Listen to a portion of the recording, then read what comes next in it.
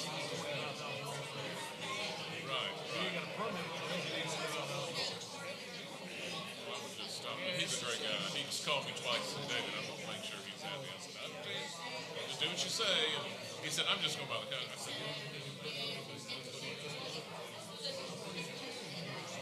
yeah, no, I know.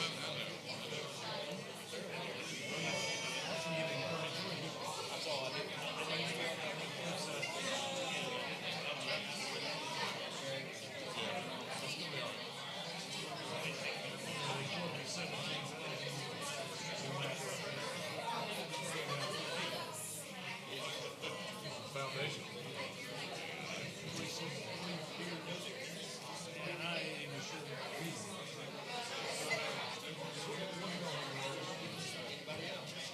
Trying to get those storage units in at Harbor Creek 6. All right, 'cause if we don't beautify that corner, he can put those trailers back. So you will look at trailers. You think I'll sit here and listen. I was going to go get a hammer. Randy Great got some beautiful contractors. They're going to totally beautify the whole corner, just 3 acres. And the unit's going to drop off 40 feet or down below. You can barely see them. Those will be gorgeous for the drop, and it's low.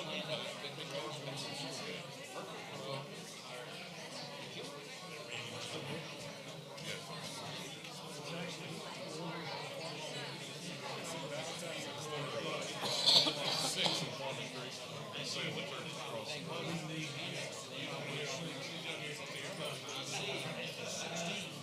It said they gave some money 10 years ago and they turned it down.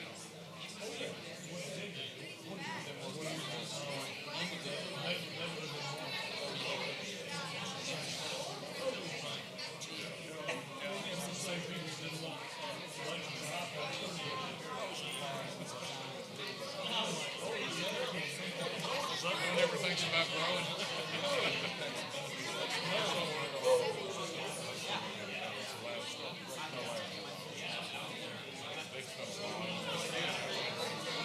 No reason not.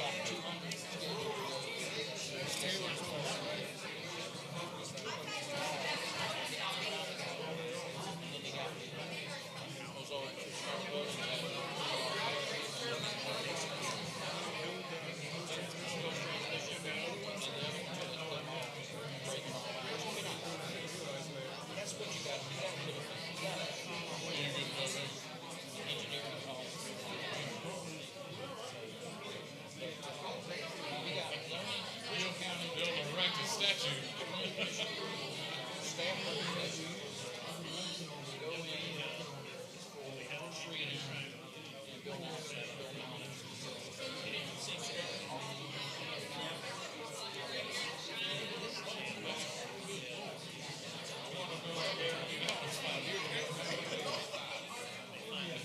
Make them super black.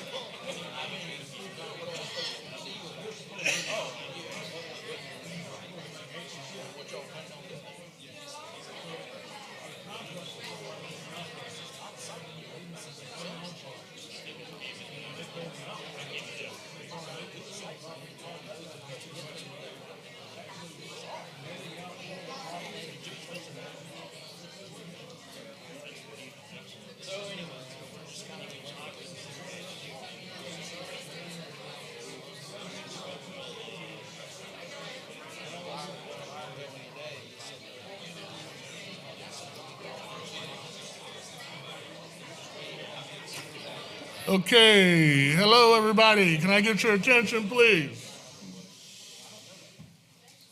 Y'all have a seat and enjoy our accommodations. I hope it's cool enough for you in here.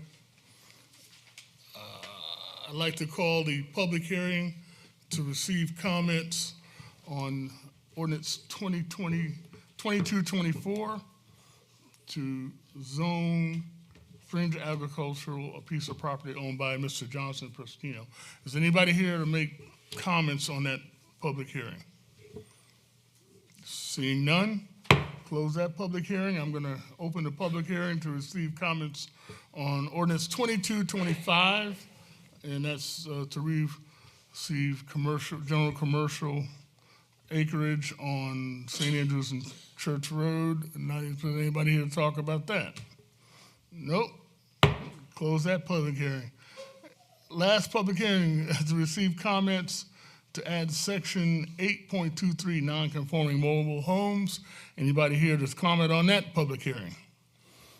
Nope. Nobody's here to talk about any of our public hearings, so we're ready to start our council meeting. Thank you very much.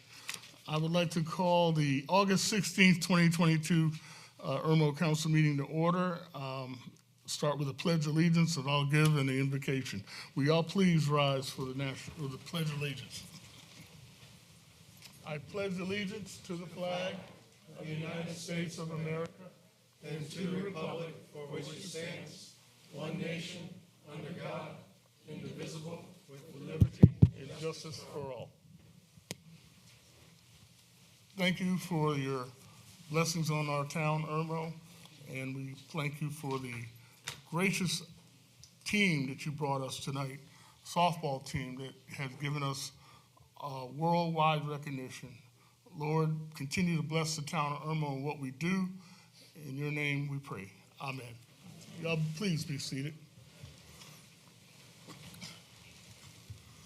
Reading of the minutes from July 12th, 2022. We received those electronically. Is there a motion for approval? So moved. Is there a second? I'll second. Are there any amendments to the minutes? I think we don't have any amendments. Or no? Okay. All in favor say aye. Aye. Okay. We also received the July 19th council meeting, and we did receive a modified version of that. Is there a motion for the approval of the July 19th minutes? So moved. Is there a second? I'll second. Are there any modifications to the amended copy that we received? Seeing none, all in favor say aye. Aye. Great. Report of standing. We received the administrative briefing electronically, and do we have any changes for the administrator for the administrative briefing? Seeing none, Mr. Administrator, do we have any changes for us? Yes, sir, Mr. Mayor. I just wanted to introduce two of our newest staff members. I've got with us Olivia Chambers. She is our new clerk of court. She's done a great job of getting our backlog of cases working through the system. She comes to us from Lexington County. We stole her from there. And then I've got Carly Lever here.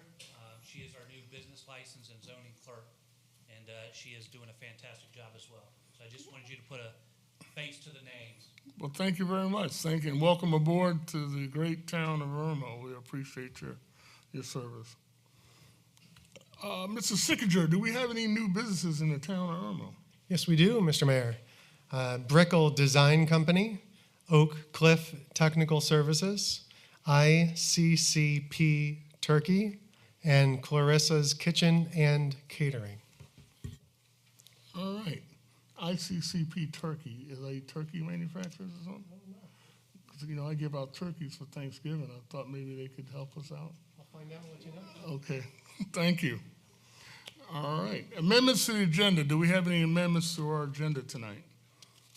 Seeing none. Consideration of communications. We have a few. I'd like to recognize St. Andrews Dermatology. She's retiring after, 30 years in the business, but we will be recognizing her at a later date with the Irmo News as the Business of the Month, and I wish her the best in her retirement. Council, will you meet me down front, please?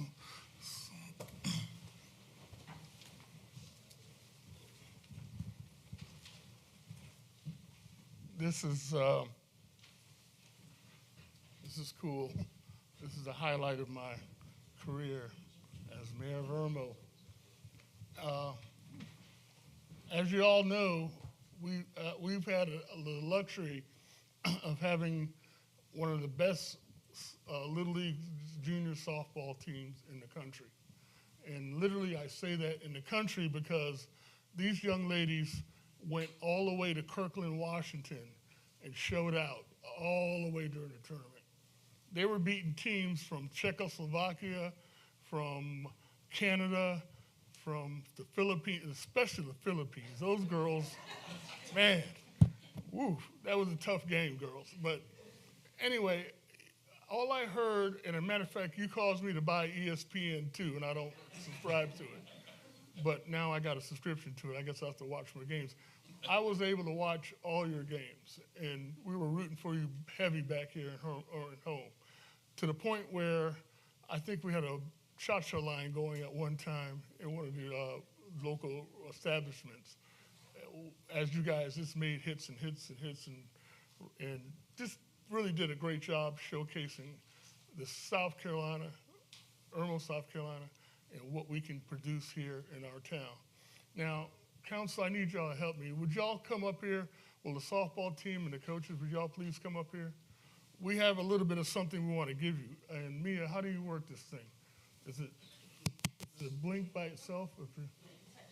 Oh, there we go. Yeah, we got some bling bling for you. Y'all gonna have to figure out how to work this. We got some bling bling for each one of you ladies because we want you to have something. Listen, getting as far as y'all did, and again, all we saw, and correct me if I'm wrong, council, all we saw was Irmo, South Carolina, home of the Ochre Strut, and they're playing the Canada team, the Canadian team, and you guys really, I mean, I was like, wow, you guys are kicking it and hitting it. Anyway, we got individual, help me out here, guys. We have individual silver medals for you with your name on it. And for instance, this one is for number one. Who's number one? Miss Hill. Here you are, Miss Hill. Here you go. Put that around your neck. I feel like the president doing that. And here's your thing. Thank you. We also have a necklace for you. And if you get me one of the black bags out there, that's your that's a little control box, right? Control box for your digital baseball. Come on, guys, help me out. Call out their names. Grab one, call their names out. Come on, help me out. Pass them out. Number 33, Peppers. All right. Yeah, Peppers. There you go.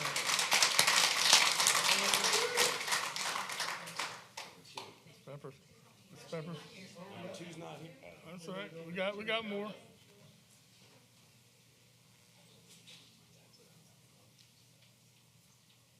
Number 14. There she is. Yeah.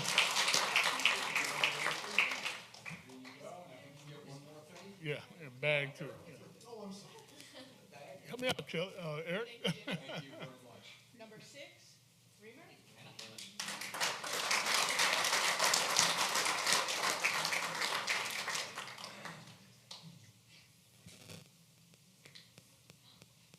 Number 7, Davis. All right. Yeah. Thank you. Yeah, you're welcome.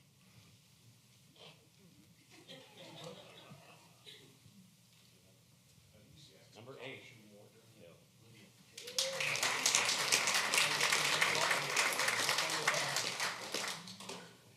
There you go. Yeah, I got the box. Number 12. Oh, she's standing right there.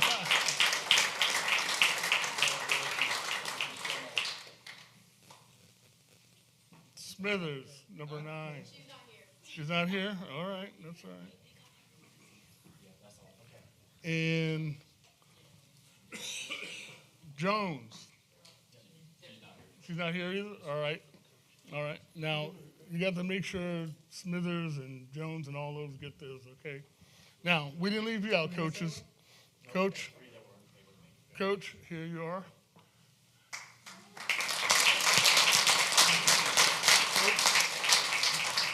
You got another one, right? I think I gave you the coach's thing. There you go. Thank you. I gave you. Everybody got a box, right? Everybody got a box? Okay. And it's for those 3. Okay. Yeah, could y'all come around and get a Photoshop? Photoshop. Can you guys see it? Separate, right? Can y'all? Hey, can you come around the side, Kelly? Get in here, man. Get in the middle here. Come on. You want to stand at the front. Got it? All right. Say cheese. Everybody see the cameras or the telephones?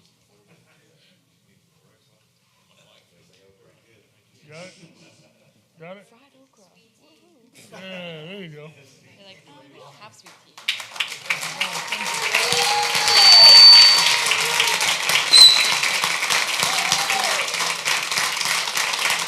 Dr. Wilson. Coach.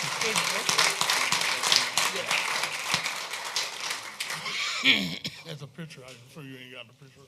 That's for us or them? Don't want to keep We need one for here. here. We got others. Have that one. Honestly, Okay. if you want to, here. Let me get it back to you. Yeah. Get all the girls to sign it. Perfect. I'll get them. Thank you. By the way, you look good on TV. Man. Oh, thank you. I appreciate it. Yeah, get a box right there and put it in there. Ladies and gentlemen, the 2022 Irmo Junior Little League champions from Irmo, South Carolina.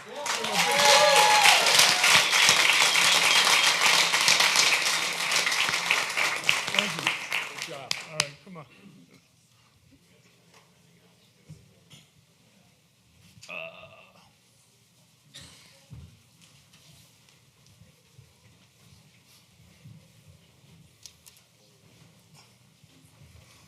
We are very, very proud of y'all, and thank you. Next item under community connections, we have Irmo Future Growth. Bill, you want to explain what that is? Yeah, this is the. So excited about that part. I forgot where we are. So proud of you ladies. This is part of the Irmo Future Growth Corp and part of our beautification and improvement. And I'm going to you can see our logo up on the screen. And I'm going to let Beach Loveland come up and discuss what we're trying to do, and we would like the town's approval to do, the council's approval to do it. Again, my name is Beach Loveland with Irmo Future Growth. Hey, Beach. Happy to be here to talk about some exciting news. We've been working really hard on several different things. I'm going to mention two of them today that kind of go hand in hand. But earlier in the year, we were brainstorming ideas of how we could add value to the town of Irmo through visual art projects and also beautification, and also doing all the same things with a keen idea of historic preservation. As you know, most of Irmo's landmarks and or historical places aren't around or have been moved out of the town. So there's no real way to preserve some of those things, but we can preserve them through art projects, through the visual arts, and so on and so forth. So as we were exploring those ideas, we had an idea that we wanted to wrap some of our utility boxes around town. And that led to a conversation with CSX, and they informed us that we were not allowed to wrap their signal boxes, but the DOT would allow us. But while talking to CSX, they said you could enter our grant portal and apply for other community-related grants that they offered. So I did so and applied for a grant for a boxcar. I had to write up a whole plan for what we would use it for, and we received the donation and our plans for the boxcar. I think we have a slide of what, for those of you who don't know what a boxcar is, you'll see it. That is the boxcar there. And our plans for the boxcar is to paint a mural on, at least on the front side and both sides, opposite side, on the corners. It will be like a vintage postcard theme like you see for the 5 Points mural that was painted a few years ago. So it would say something along the lines, greetings from Irmo, and each font letter would be a representation of a historical place or thing. I could see Okra being in there, I could see Lake Murray, I could see Irmo Elementary somewhere in there. along those lines, and then also we'd have be able to do the end caps with different things as well. But part of receiving the grant, receiving the boxcar, comes with a movement plan, taking possession of the boxcar, and then having a place to take it to.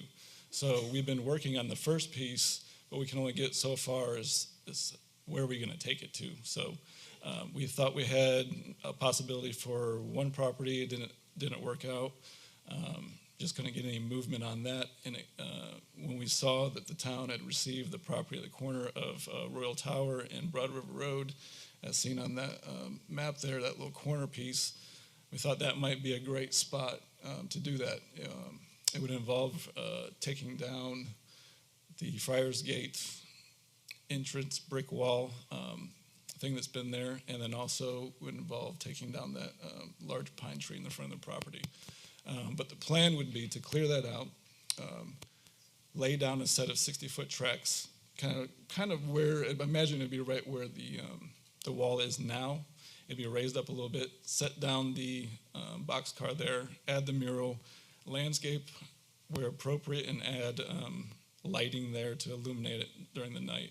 And then also part of our fundraising to do all this, we'd be putting a brick pathway in the front with brick options that can be bought by businesses or individuals as like a donation. So our plan with the Future Growth Corporation is like, of course, economic development, but also beautification and historic preservation. And all three of those together bring economic development, because people want to come to Irmo where it's desirable. We take pride in our community, and also it just brings awareness to what makes Irmo special in our history, which I've talked to several people in the community that we're trying to gather more images for. I mentioned the signal boxes we're going to wrap as well.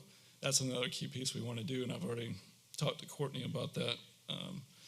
It's as simple as once we get all the images we need to do that, the town would just submit a permit through the DOT portal to allow us to do that. And we have funding for that as well to do those. So we have identified probably about 5 to 8 different signal boxes. We're also looking to wrap with historical pictures and photos that market the town to those passing through the Lake Murray corridor and St. Andrews Road. So I don't know if you have any questions about any of that, or I'd be happy to explain further. I got a question. CSX gave you a boxcar. Did they talk to you about a caboose? I asked about a caboose. They said they may have one in the system, but it would probably be more costly to move because it would be an interstate move depending on where they're located. They haven't closed that door completely, but obviously I'll take whatever they will give me. The boxcar will work just as well as a caboose. Cabooses are, they said, more heavy than a boxcar, so it could be more pricey to move. But I'm still exploring that avenue. So at the worst case scenario, it would be a boxcar. At the very best, it would be a caboose. Regardless, it would be a beautiful mural painted on the side, and something Irmo could be very proud of. Okay. And boxcars are, I guess, they're empty, they're sealed or something like that? It does have a sliding door on the side, which would be locked.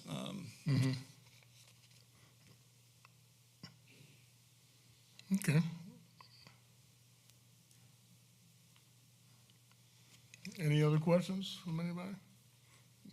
It's the first I'm hearing of it, so you have any questions? I like the idea. Any questions? Okay. Cool. Well, thank you very much. Thank you. Thank you very much, Beach.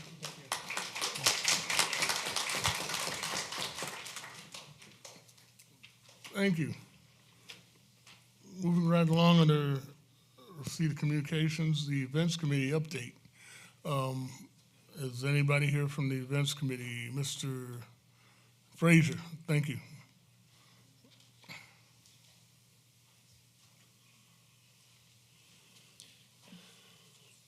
Good evening, Mayor, Council. My name is George Frazier. I'm the chairman of the events committee for the town of Irmo. go ahead and give you a quick rundown of the events committee. Basically, started with the mayor. His vision was to bring something to the town of Irmo. He wanted to do something every month for the town of Irmo. We really haven't done that, but this is our first, go around. So basically what we did was on April the 13th, we actually formed the events committee for the town of Irmo. The following month, on May 14th, it was our first event that we actually did. It was a meet and greet for the people and the citizens of the town of Irmo. We really didn't do anything in June because the Juneteenth, we had a whole lot of festivities, so we just kind of left that open. So our first major event was actually July the 3rd, which was the movie in the park, which was preceded by excellent, wonderful fireworks show. Due to Mother Nature, we didn't get a chance to see the whole movie, but we did get the chance to display the fireworks show. Like I said, and that was awesome. So really nothing in August. In September, we said, hey, we're going to go ahead and just do the orchestra. And but what we do have in place is October the 15th. We're looking to have a Fall Fest Music and Art Festival in the park.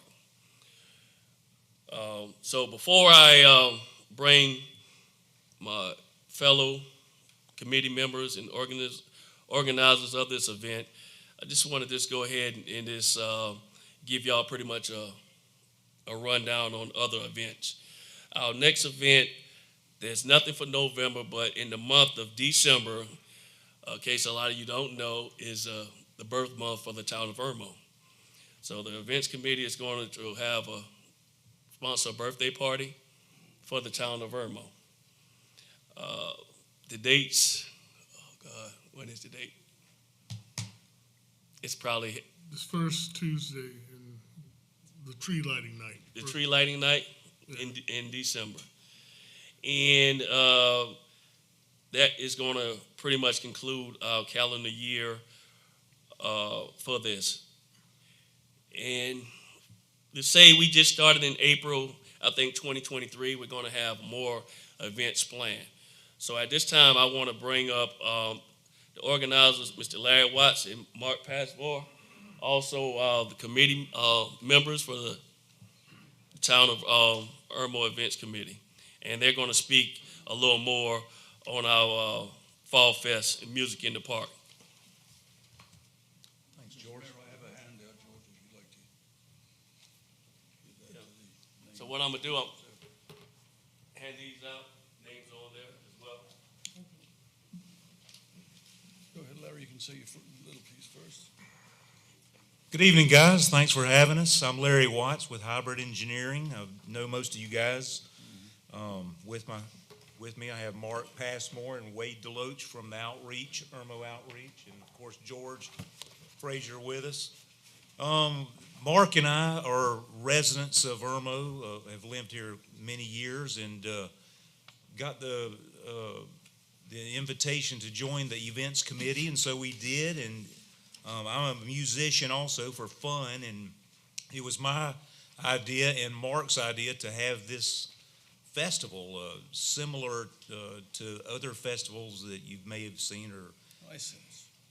Well, excuse me? Ice House does it all the Yeah, time. Ice House. I know, Ice House puts on these things all the time, and they're very successful at it. We have this amphitheater that doesn't get used as much as it could. I know the parking has been a problem, but you guys are making amends to fix that, and why not have something on the back of the Irmo events committee? But I'll let Mark tell a little bit more about it. You have the materials in front of you that we produced. We worked kind of hard on it the last month or so here, trying to get it together, and neither one of us has done anything like this before, so it's been a little bit of a labor of love, but we're excited about it and hope you guys would join us in the excitement and have a look at it. Mark? All right, this all started when Mr. Mayor, Mr. Walker said, you know, we're neighbors, by the way. We got to find a way to slow the traffic down through Irmo because they're on the way to Lexington. And those are his words. We've got to find a way to stop the traffic in Irmo so that you can benefit from this little community that's been a drive-through community, unfortunately. And we came up with a summer campaign, Irmo Shines. Now that's the umbrella campaign for the summer in Irmo. It's a term that kind of throws a little light on Irmo and I think is catchy. As part of that campaign, you've heard from George that we've been putting a lot of things together. What fell to Larry and I was this Fall Fest. Now, I have a great deal of experience with bands and music because we book 5 bands a week for the last 7 years at Catfish Johnny's on Lake Murray and Rusty Anchor Restaurant. So I know all the bands, I handle them. Larry is a musician, he plays frequently with us, and we seem to be a good fit. Plus, he's my next door neighbor, so it's just very convenient. So in our little handout here, the event is going to Fall Fest Music and Art in the Park, October 15, 12 noon till 9, the Community Park Amphitheater. In your package, you have an event poster, which gives you this, it's a site plan. Your events poster, I've got a typo there. An event poster, next site plan, sponsor form, sponsor levels. And we have a few sponsors already. We've already got commitments for about $4,500, which is pretty good because it wasn't 5 to 6 weeks ago that we started to put our heads together on this. We've been pushing it very hard. Fortunately, I'm retired and I just play at working for a living, so I got plenty of time.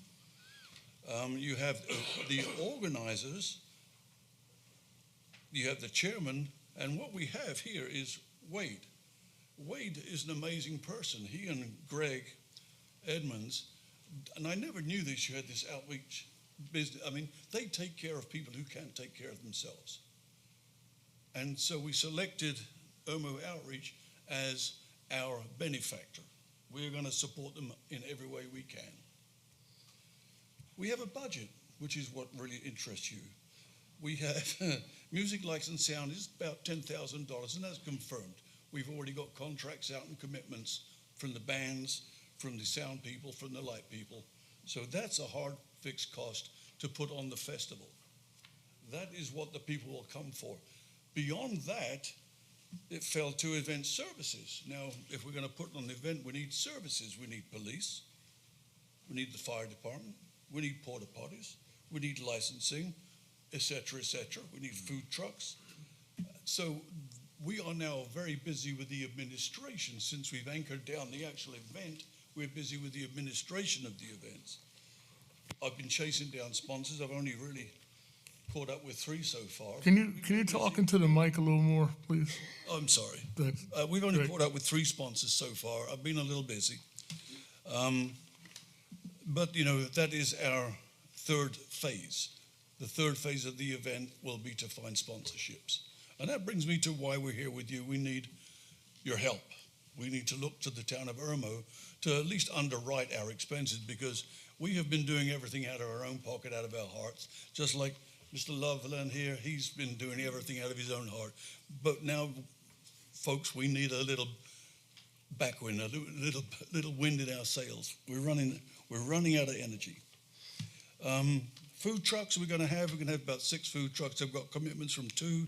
Access fee is $100 a piece. This is going to be self-financing. It's not going to make any money for the festival. It really isn't, but it's going to have a facility, a food truck. Beverage, same thing. It's not going to make any money for the town. A little licensing fee, that's it. But it's going to be self-financing. We don't need to give them any money to sell their food and beverages.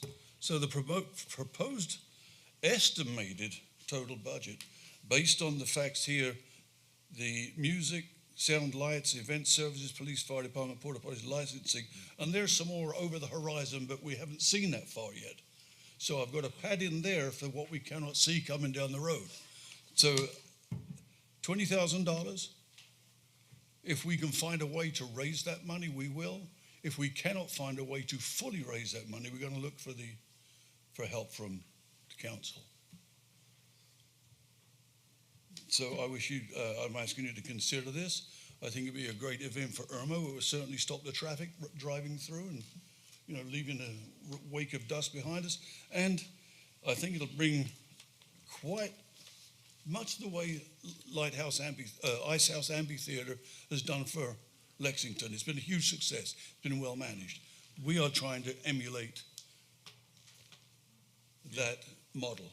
Yeah, they might even hear about it in Czechoslovakia when the girls go back and dip up on them again next year. So. And to wrap it up, basically, in conversation with the mayor, he suggested we could do this next year also, and possibly a Spring Fest and a Fall Fest. And on that, I'll give the mic back to Larry, and he can elaborate on that a little bit. That's it. We're putting a lot of effort into this for Fall Fest on a pretty abbreviated schedule here. It's very quick, trying to turn it around. So, but as Mark said, just this is for your consideration to expand the events for the events committee and the town of Irmo, and use the community park amphitheater at least to more of its potential. Wade, you want to say anything? Yeah, I want to thank council and the event committee for all the support that we've had towards our group and the town. Looking forward to working with them any way we can, and we are reaching out into the community for more volunteers. While we do have some funding, we're getting more need than we do help, and we're doing the best we can. We're going to continue doing it. Getting close to the end of the year here. At some point, I don't know when, end of October, November, probably won't take any more houses till January. Still be able to do community projects, but also keep in mind COVID coming up. It looks like it's on the rise. We have to think about that and how we're going to work around that too. But again, I just want to thank everybody. And if there's any volunteers that wants to join us, go to irmooutreach.help or look me up on the Facebook, Wade Deloach. Thank you. Cool. All right, one more thing, Mayor, we just want to wrap this up. Like Mark said, y'all have the brochure. We would love for y'all to take in consideration of this helping and sponsoring the Irmo Events Committee in any way. Thank you. What are you looking for sponsorship-wise? We have a scale of sponsorship levels in that package. Oh, okay. There's several levels for every budget. Hopefully we get the big fish and some little fish. Lots of little fish make a meal. One big fish will feed us all.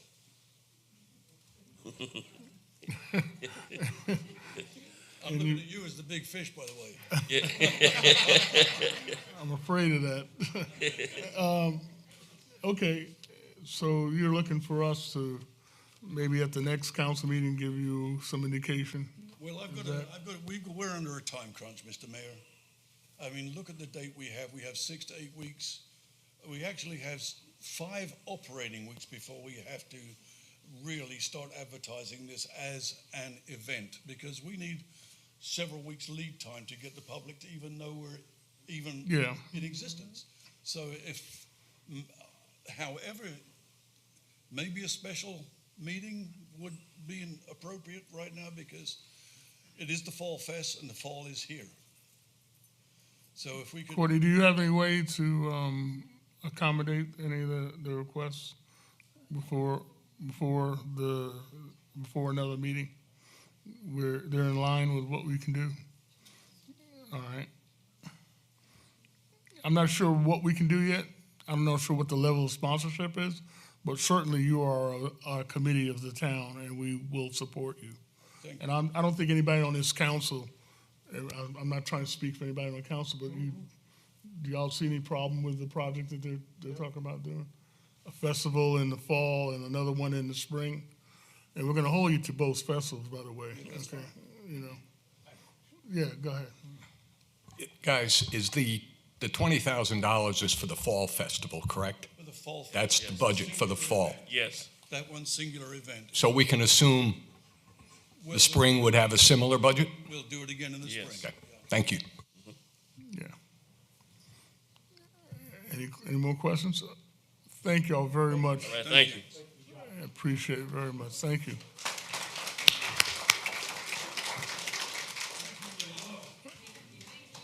Ladies and gentlemen, we love art in Irmo, as you can tell. We have an Artist of the Month we feature in our town hall. This month's artist is Lisa Alberghini. Lisa Alberghini. She's not here tonight, but her artwork is on display. Oh, you don't have it up on the. It is up. Not over there. Oh, okay. I'm sorry. Lisa Alberghini's work, as you see, is in front of you, and it's up in Town Hall. Please take a look at it. Come by and look at it. If you get the inclination to purchase anything, I'm sure she'll be more than happy to accept your checks. But we are excited to have artists that can do this kind of work. And we're going to have a festival, it looks like, to even showcase that sort of thing in the town. So, again, thank you, Lisa Alberghini, for being the Artist of the Month in the town of Irmo. Thank you. Presentation by citizens on agenda items. You were assigned as you came in tonight. And ladies, thank you again. We appreciate it.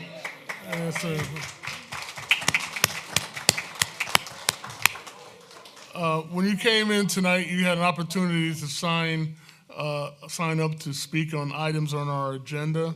And I have two people signed up, Mr. Brent Chitwood. You want to come up and speak to us about something on our agenda? Thank you, Mayor, Council. I just came by tonight to thank you for considering what's on the agenda about cleaning the streets and hiring a vendor to do that. I very much support it. I think it's just kind of a rough edges, clean it up a little bit, and the rest of the town will appreciate it and follow. The four-way stop, I hope it works.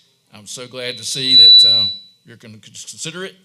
And it's been talked about many, many years. And I understand that they're predicting that there's going to be wrecks and this, that, and the other. And I'm predicting that you're going to have slower traffic in that intersection. I'm really looking forward to that. So thank you very much. Okay. Mr.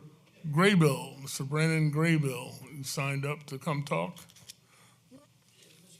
Come on. Probably shouldn't have signed up. I'll just speak once we have the item put forth on the agenda. No, you need to speak now. We're not going to call you up when we start talking about it. Well, I'm here, I guess, to talk about our proposed project at Farming Creek and Drew Shoals. Okay, that's fine. I can talk about that now, or I can wait till it comes up on the agenda. Yeah, we're not going to call you up during the discussion up here. Okay. Just want to speak before council and just give a real quick brief history of kind of how we got here today. Which number are you talking about, Mr. Graybill? This is the 9 acres at Farming Creek and Drew Shoals. It's new business item B. Item number 2, yeah. New business item B, ordinance 2231. Is that correct? That's correct. Okay. I just want to make sure. Okay. Thank you, Mr. Graybill. You want me to go forward or wait? Yeah. I just want to make sure we know what you're addressing. Okay. So I came before council a couple of months ago. Originally came before the Planning Commission after several meetings with the administrator's office and told them what we were proposing to do with storage and some out parcels along this parcel. And I think there was a consensus that we should first propose general commercial, which we did. We came before Planning Commission back in April, and at that meeting, I think there was one resident. No one spoke in favor or against, and there was a 5-0 approval from the recommending body of Planning Commission. Fast forward to the council, we came before you all, and we heard mostly from the citizens there was a major concern for traffic, which we understand there's traffic concerns all over, but storage is probably the least impactful to traffic of any use, including residential for that matter. Most of these storage facilities get just a few cars a day.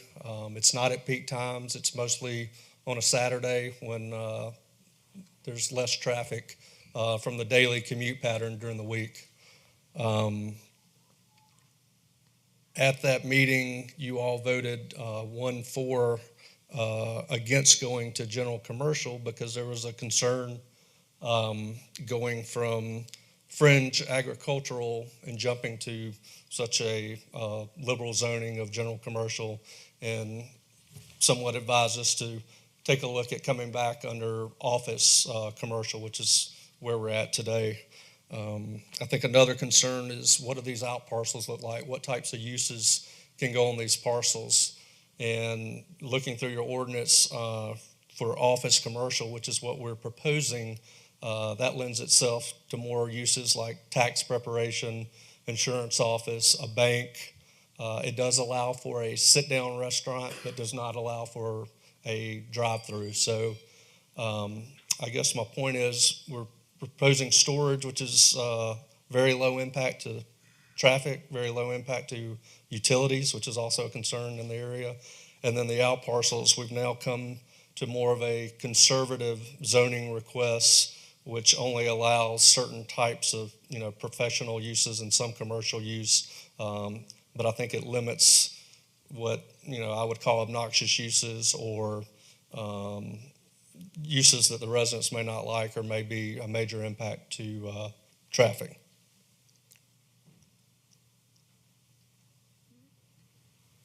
Okay. Anything else? Yes, sir. Okay. All right. Thank you. Is there anything else you want to add? Or is that, thank you. All right. Thank you very much. All right. Anybody else that did not sign the pad would like to come up and address council on? That's fine. Just tell us what you want to address. I just wanted to expand. I'm also a realtor, obviously, David Brock, and I live in the Riceville community directly across the street from what Mr. Grayball is proposing. And so half my neighbors are here, and I just wanted to speak my piece. And I have to look at that corner, and there's trailers on it, and I know that they plan to beautify it. We've been working on this for quite some time, and I am a resident. I know that several of the Riceville people are here, and I would not do anything that was detrimental, because I have to look at it. I pass it every day. I'm directly across the street. And if you look at the topo, if you look at what they projected, they're just going to beautify the corner, and it's such a low impact situation. I mean, how many people move in a day? 1? 3 in a week, 4? It's going to get developed one way or the other. Why not let's do something? I was totally against the apartment complex that was brought up a few weeks ago or a month ago. I totally understand that. I wouldn't want to put up with that traffic either. I think the Grable Group, they're a fine company, and I just wish you'd give them some consideration. I really do. Because 6, it's a great street. I live on it, and I'd love to see it beautified. I'd like to get rid of all the trailers. Anyway, thank you for your time. Okay. Here we go. Okay, come on up. That's okay, Mr. Mayor. Give us your name, please. My name's Stephen Odom. I live in Riceville Plantation also. My biggest concern, I'm also the HOA board member, but I'm speaking as a personal, that's not as of my board. My biggest concern is I've seen the plans that they have. I don't really have much of an issue. I know it's going to be developed. I would just like for each of the different portions, I don't know zoning, but if it can be as restrictive as it possible in order for that to happen. So like the concern, like Mr. Brock said, or Mr. Graybar said, was it was general commercial. If this had fallen through, they could have built a convenience store there. If something were to go wrong, I just want to make sure that it's zoned as strict as possible so that it falls within the the zoning for what they want to do, but nothing more commercial than that, if that makes sense. And I don't know if office commercial does that for both the storage and the out parcels or not, so that would be my only concern. Thank you. Odom, O-D-O-M. Does anybody else want to address council that did not sign the pad? Give us your name and your address. Mike Les, 308 Emerald Oaks Way, Irmo, South Carolina. My question is, why isn't the land already subdivided and the planning commission or the council considering the zoning request based on the 4 parcels? We're basically giving them carte blanche by saying, hey, you haven't subdivided yet. The land's not subdivided yet. So I think in normal circumstances, you would have to subdivide the property first and then come before the planning commission and council to request rezoning. So you don't need to answer it now, but on the record, that's the question. Thank you. We'll address it. Thank you. Is that it? Okay. Anybody else? Nobody else? All right. We'll move on then. Thank you for those comments. Unfinished business. Item A, ordinance 2224. Is there a motion for second and final reading? So moved. I'll second. And any discussion? Any discussion? See none? Mr. Courtney, you read the roll, please. Councilman Bush? Yay. Councilman Danielson? Yay. Councilman Sickinger? Yes. Dr. Waldman? Yes. Mayor Walker? Yes. Second and final reading, ordinance 2225. Is there a motion for second and final reading? So moved. I'll second. And second.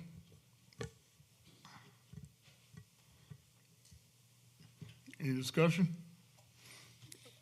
Seeing none, we had a bunch of discussions already.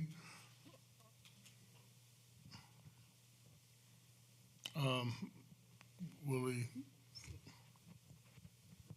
I'm used to. Will the clerk read the roll, please? Councilman Bush? Yay. Councilman Danielson? Yay. Councilman Sickinger? Yes. Dr. Waldman? Yes. Mayor Walker? Yes. Second and final reading, ordinance 2226. Is there a motion for second and final reading? So moved. I'll second. Any discussion? Seeing none, will the clerk read the roll? Councilman Bush? Yay. Councilman Danielson? Yes. Councilman Sickinger? Yes. Dr. Waldman? Yes. Mayor Walker? Yes. Second and final reading for ordinance 2227. Is there a motion for second and final reading? So moved. I'll second. Second. Is there any discussion? Anybody discussing? Nope. Will the clerk read the roll? Councilman Bush? Yay. Councilman Danielson? Yay. Councilman Sickinger? Yes. Dr. Waldman? Yes. Mayor Walker? Yes. Ordinance 2228, second and final reading, ordinance 2228. Is there a motion for second and final reading? So moved. Second. Any discussion? Seeing none, will the clerk read the roll? Councilman Bush? Yay. Councilman Danielson? Yes. Councilman Sickinger? Yes. Dr. Waldman? Yes. Mayor Walker? Yes. And ordinance 22, second and final reading, ordinance is 2229. Is there a motion for a second and final reading? So moved. I'll second.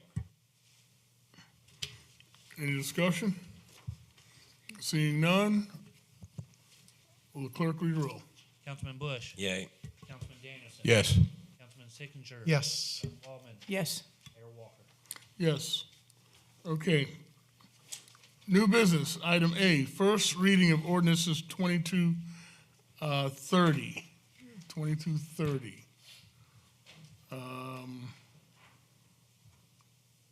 That is what we have up there already.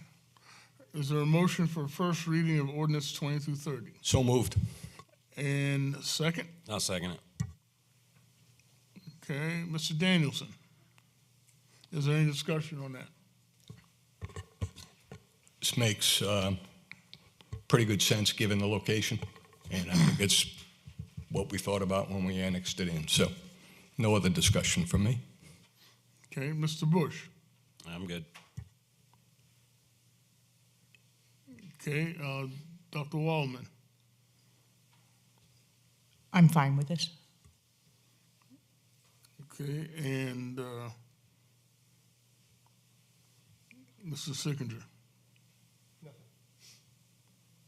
Beg your pardon? Nothing. Nothing, okay. Okay, and let me make sure I'm clarifying this for the edification of the customers and the public. We are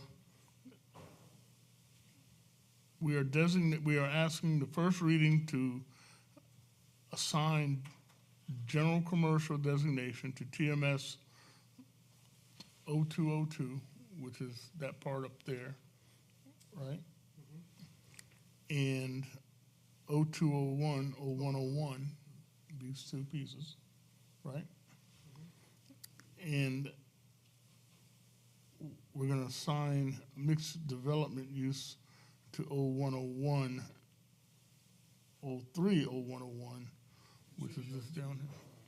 Is that right? 02, 0101 is correct in the ordinance, but not I beg your pardon? in the ordinance, it reads 02-0101. 03-0101 is incorrect. So it should be 02 dash, What's in the ordinance is correct. what's in the ordinance? Would one call that a Scrivener error? Yeah, you wanna fix that? You wanna modify that? It's already on the ordinance correctly. Yeah. It's just not on our sheet. 0101, 0302, 0101, which is all of that right there. Is that right? Yeah, that's correct.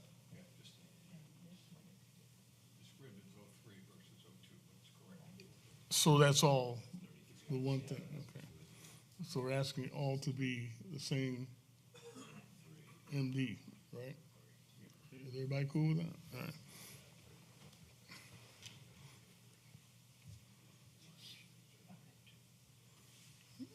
So you straight over here? On the ordinance or the paper?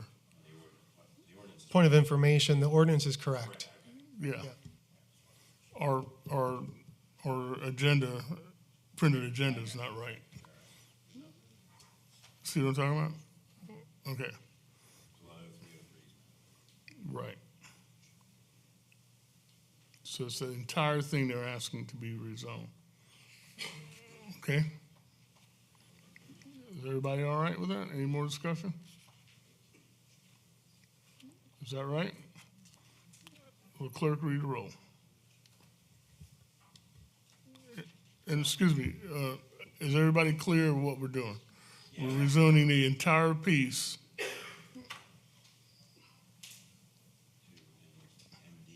Right. It's just that little piece up there, right? That's a separate tax map number, right? Okay? Is that cool? Everybody straight? All right, go ahead, clerk, read the roll, please. Councilman Bush. Yay. Councilman Danielson. Yay. Councilman Sickinger. Yes. Dr. Waldman. Yes. Mayor Walker. Yes. Thank you. Sorry to be so, I just want to make sure we're clear on this before we go forward. All right, item B, first reading ordinance 2231. This is to rezone that parcel from fringe agricultural to general commercial. I mean, fringe agricultural to office commercial. The only problem is on the picture there, you only got that bottom piece, which is the tax map number is the entire piece, okay? In other words, across the street, everything, not just the blue part on our picture, okay? So we're gonna rezone the entire thing, not just that one piece. Is that clear? Everybody clear with that? On the picture, it's not correct, but. So is there a motion for first reading? So moved. Second? Second. Okay. Mr. Danielson, I'm sorry, Mr. Signature. Yeah, And you can address that, what they were asking about too. If you, well, let me just, I don't want to get too far ahead of myself. So I will note I received a ton of communications from residents in the surrounding area that are concerned about the project generally for a variety of reasons. And it's caused a bit of consternation on my part in terms of trying to make sure that we make the right decision. So I did speak with our assistant town administrator and the town attorney, Will, and one thing I want to make sure in my first pass here on speaking on this before we all go, our votes are either yes, no, or remand back to the Planning Commission. Did I read that email and is my memory correct? That's correct, Councilman Signature. The choices for the council under this circumstance where it's come from the Planning Commission, voted up or down, or you remand it back to the planning. And what would the Roberts rule on remand back be? Because it wouldn't be a vote. Would it be a motion to blank? Motion to remand? Okay. And so I think the last thing before I let my esteemed colleagues go, so I stop talking, is this is going from fringe agricultural jumping to commercial office. I will note that commercial office and commercial neighborhoods seem to have pretty similar types of uses in them. But it does abut fringe agricultural and residential, which creates some concerns for me there. I yield. Mr. Danielson? Yeah, I think in a perfect world, this would be already subdivided by TMS number. But we're not in a perfect world. I think that a lot of the consternation is just the fact that it's a storage facility. And what else can happen on the other parcel, or the contiguous parcel on the other side of Farming Creek? Let's not, the first arguments were always about traffic and impact, and we have the least impact on traffic with this storage facility. Personally, it's not something that I would say is my number one choice, but I think I've been doing this long enough to know that it's not as bad as people are thinking that it is based on the use. And there is very little difference, and I would call on, I too spoke to both council and our assistant town administrator regarding this very subject. And there seems to be a very small difference between CO and CN as it is used. So I've always been one that's been pretty practical.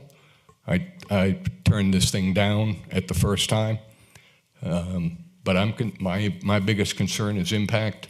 I think the developer has provided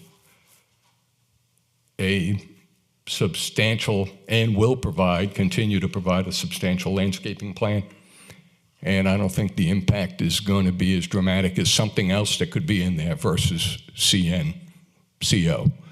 And therefore, I think I'd rather dance with who I know is on the dance floor than open up another can of worms. So I could get something I really didn't want to dance with. So that's what I think about this project. In a perfect world, it would be different scenario, but it's not. And we have to look at the fact it is going to be developed, and something's going to go there. And I too am tired of the current configuration of what's sitting there. So that's it, Mr. Mayor. The trailers and all that stuff on that. Okay, Mr. Bush. Yeah, I mean, I have similar concerns. One of the concerns I have is in this very picture that the CO zoning ordinance is a 6,000 square foot limit, and two of these buildings are already 9,600 and 8,400. So the size is a concern. And interestingly, the warehouse isn't going to have a traffic impact, but if you look at all the parking spaces up there in the top, that would be more traffic. I mean, I'm just saying. So I'm not generally in favor of this. Sometimes when there's somebody on the dance floor, you just don't want to dance at all.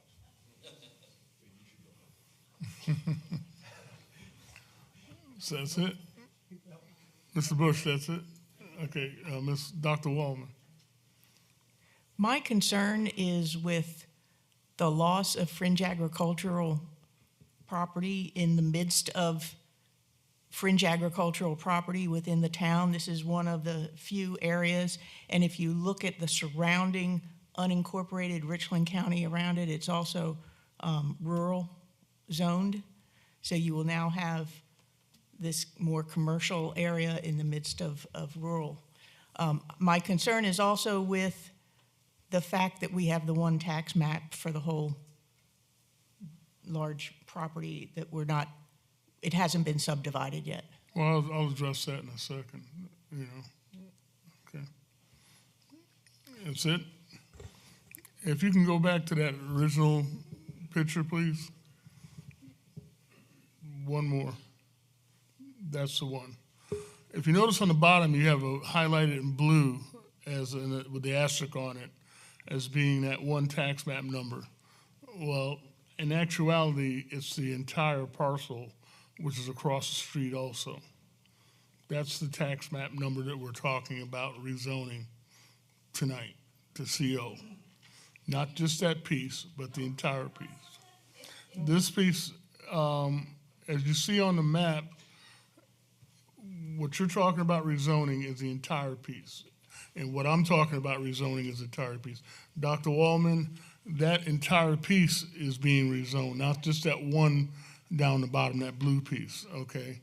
So by them asking for that zoning of CO, that's the entire piece that we're talking about. So it's not being subdivided. He may come back after we, later on, and ask for a second tax map number to be divided into the top piece and the bottom piece. That's something that the owner can come back at a later date and do that. But tonight, we're talking about rezoning the entire piece, okay? As far as it being commercial or neighborhood commercial or office commercial, there is a difference between the two. One allows storage units, facilities, the other one doesn't. One allows gas stations, both of them allow gas stations, where one allows gas stations to have to close at 9 o'clock, one allows gas stations to stay open later. There are some subtle differences between the two. But you're right, it's generally the same thing. I mean, but it does have a more restrictive law. So if this project should go south, if they rezone it and this project should go south, they still have the zoning of CO, which gives, I guess I do have the restrictions in front of me, but it's numerous, and you can read it on your own, all the restrictions in CO and CN, what the differences are. But it is more restrictive than just letting it go willy-nilly. And as Councilman Danielson said, this is going to be developed sometime or other. I get it that it's fringe agricultural, and if you look to next it, you have two subdivisions that are not fringe agricultural, those are residential subdivisions. Those are subdivisions that were built in this area, and I believe, if I'm not mistaken, if you go down Salem Church Road, there's gonna be more houses built down there that they're planning on building down there.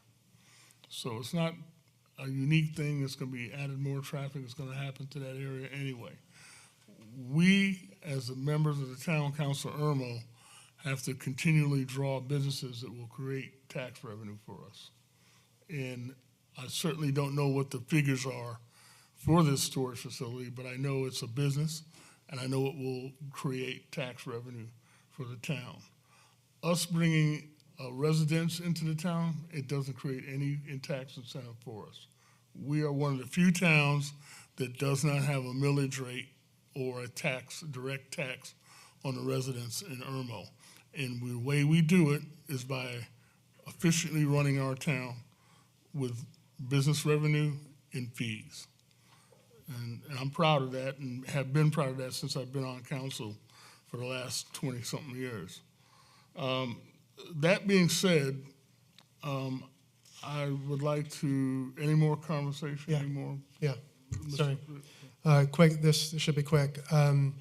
Just point of information, town attorney, well, we had an exchange about conditions or a requirements as part of the conditions, as part of the approval process. Do we have a definitive answer on what council may and shall have as part of those conditional? What are you asking me? I'm asking Okay, our but town attorney. I'm the chair. I don't understand the question. I want to understand. That's all right. I'll restate for you. Okay. But I want to know if we have an answer on that.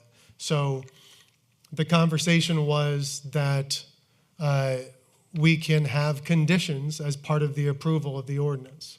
We can say, within the bounds of the law and our own zoning ordinances, we can have particular conditions on approval. And so my question was, do we have, because there was some back and forth between Assistant Town Administrator Rodney Tucker and Will, and as of the last exchange, it didn't look like we had a definitive answer on what council can and cannot have as part of those conditions. Well, I mean, I can answer that for you. The conditions I'm sorry, Wait a minute. No, I understand. It was a but point. the way directed to the chair, the conditions are we cannot. No, Mr. Mayor, I'm sorry. Point of order. Point of order, Mr. Sickinger. Point of order, Mr. Mayor. Okay, what is your point of order, Mr. It was a point of information to our town attorney, and I want him to answer my question, and then I will yield back to you. Okay, well, before you direct Point of it order. to your town. Point of order, Mayor. Okay, what's your point of order, Mr. Sickinger? I have a standing question to our town attorney, and I would like for him to answer, and then you can interject. Okay, but I have the floor. The question, I am the chair of the meeting. Point of order, Mr. Mayor. I'm sorry, I don't understand why we're fighting about this. I have the floor, I have a point of information to our town attorney, and I want an answer. Why can't he answer me before you interject? Because you're directing a question to the town attorney that needs to come from the chair. No, it doesn't. I have a point of information to our town attorney. Okay, Okay, point of order. Town attorney, do I need to go through the chair to ask this question? Request a point of order yourself, Councilman Sixer, but to answer your question, I do not have a definitive answer for you. I apologize, I don't have it yet. Okay. Thank you. Mr. Mayor, what did you want to Now, say? the question is, the answer to your question is, we can direct things such as setback and such as vegetation, and if that's the answer to your question, which it is the answer to your question, that's what we can direct on zoning. I don't understand why you have to ask the town attorney on those simple things that we just, that we can handle. I don't understand it. But anyway. Sure. So we'll move forward. If you want to, any more consultation, any more questions about this? Yes. Okay, what is your? Because it was going to be real quick. It would have been like 30 seconds. We would have been done here. Go ahead. And that's all right. No animus to you, Mr. Mayor. So it was really important that I express this concern. I'm not in favor of having that entire parcel be office commercial. If they come back if this passes and they come back with a specific tax map for that blue section, I would be more amenable. So vote against it. Any more? Any more? Clerk, read the roll. Councilman Bush. No. Councilman Danielson. Yes. Councilman Sickinger. Yes. Dr. Waldman. No. Mayor Walker. Yes. Okay, thank you. First reading of ordinance 22-2032. And you put this on, Mr. Sickinger, about deleting some language in our I sure did. ordinance. There you go. And, I'm sorry. Is there a motion for a first reading? So moved. Second. I'll second. Mrs. Sickinger. Yeah, I didn't like this when it happened. And Mr. Mayor, you may recall the circumstances as to when this got added to our ordinances. I don't even think it's legal under state law. I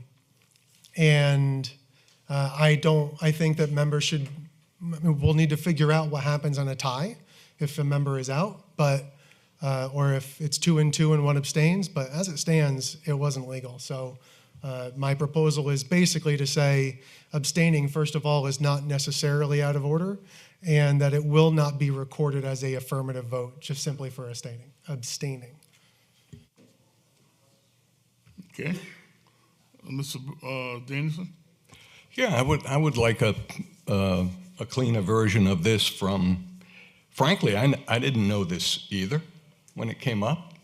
I would think an abstention was an abstention and would not, otherwise I would have voted in the affirmative had that been the case. So I don't know what the answer is, but I would like the chair to ask council, what is the answer? Okay. And I'm not being smart, I'm just saying, I don't know. I can tell you where that came from. If it's, you want me to go ahead and tell you where it came from? Okay. Back in 2017, there was some discussion about, first of all, when you come to council, everybody agreed that we had to vote on every item that was appropriate, okay? Nobody argued about that at all. The problem is if you didn't vote on an item and you were present, what do? And that's where this came from. They said, well, we're gonna force your vote. We're gonna force we're gonna assume that if you didn't vote, that you're gonna vote in the affirmative, which is not true, because I could have voted. This is Hardy King. You're gonna assume you're gonna vote in the affirmative, which is not true, because you could have voted in the, not in the affirmative. You could vote against it. So in order to rifle through this ordinance, they added that last sentence that says, any council member with a no vote will be considered a affirmative vote, I think it was. It says that? Right, and ruled out of order. Well, that's not true, and I voted against it. There was 3 readings, I voted 3 times against it, and I was outvoted. So it was just something that needs to be cleaned up, and I'm glad you picked it up. However, when you do come to council, you have to, I believe you have to vote on the actions in front of you. Right. You either vote it up or down, whether you like it or not. And for us to remove that part, I don't agree with. So is this 2 parts of your motion, or is this one? It's a single, it's a single action, but just to clarify, I agree with you that if you're a council member, you've had a week to look at the packet, you know what's coming down the pike, Right. you should vote. And I am open to amendments on the next, this is first reading, so I'm open to amendments on the next vote or Can we do it clarifying now? cleaned up language. Could we do it now? Just to take that last sentence, put it back in. The way it's reading now, you're taking both of those sentences out. So I just want to take out the first sentence where, the second sentence, sorry, take the second sentence out. Thank you. I want to take the second sentence out and leave the first sentence in. So your motion to amend would be keep Every the, council member present shall vote on every question except where required to refrain from voting by state law. sure, yeah, I mean, that's Leave that in. reasonable enough, I think. Leave that in. Okay, I'm sorry. Mr. Bush? So you're saying leave the part about refrain, because there's been 2 or 3 I've had to recuse from, and you're taking that away from me. No. That's the law. That's the law, it's state law. If you have a state law that says you have to recuse yourself. You're gonna add that sentence back. Correct. All right, good enough. Correct. And then take the other sentence out, any council member, right. So I make a motion to amend a friendly amendment to your motion to leave that first sentence in, take the second sentence out. Is there a second? I'll second. Okay, all right, any more discussion on that? Mr. Mayor, if you don't mind, Go ahead. would you ask our town attorney, because this was in collaboration with him on feedback, if he has any concerns or legal objections on that being added back in? Mr. Attorney, do you have any objections against leaving that first sentence? Every council member present shall vote on every question except where required to refrain from voting by state law. I do not have a legal issue with that. I think, can y'all hear me? The problem that this is addressing is that there are certain times where state law would require a council member to abstain from voting because of some conflict of interest. Right. He or she would recuse himself. Right. And counting that as an affirmative vote would be wrong. That would cause you to be in violation of state law. So that's what we were trying to fix. Councilor Signature was very correct in wanting to fix that. And we discussed that. And I think the best way to do it is to say you should vote, but if you can abstain when state law requires it, that would be an occasion where there's some conflict where you are required to abstain, and then your vote doesn't count as yes or no, it's not a vote. And that's what that first sentence says, right? Okay, I'm with you. Thank you. Any questions, Dr. Wallman? So for clarification, the proposed amendment for section 2-66 is to leave the very first sentence of that section that begins all actions, leave the second sentence of that section that says every council member present, but strike the third sentence of that section. Correct. Okay, thank you. Exactly. Clear as mud. I'm still not sure. I prefer if we just vote it down and rewrite, do it over. It's simple. No, it's really simple. We can clean it up. I'm trying to figure out the binary algebra on this thing where you've got to, so if I recuse, you can't count it as an affirmative, but this is actually doesn't address. Point of clarification. All we're doing is removing the line that says, if you don't vote, it's out of order and it's an affirmative vote. That's the only thing that we're removing at this point with this proposed amendment. Everything else stays the same as it's been for the last 130 years. And if you recuse yourself, it's about state law that you have a conflict of interest. Right. So Right. you can't cast an affirmative vote for me. Right. Right. Right. Defeat the purpose. Right. Exactly. Which is what we're getting rid of. Okay? Any more? Will the clerk read the roll, please? Well, on the amendment. Councilman Bush. Yay. Councilman Danielson. Yay. Councilman Sickinger. Yes. Dr. Waldman. Yes. Mayor Walker. Yes. All right, now on the the amended ordinance, are there any more discussion on that? If not, the clerk read the roll on the amended ordinance, which will have the clean copy by the next meeting. Thank you. Councilman Bush. Yay. Councilman Danielson. Yes. Councilman Sickinger. Yes. Dr. Waldman. Yes. Mayor Walker. Yes. Thank you, council. 22, approval of resolution 2202, ratifying our budget amendments from 2021-22 totaling $516,875. Is there a motion for approval? So moved. Seconder? Is there a second? I'll second it. Any discussion?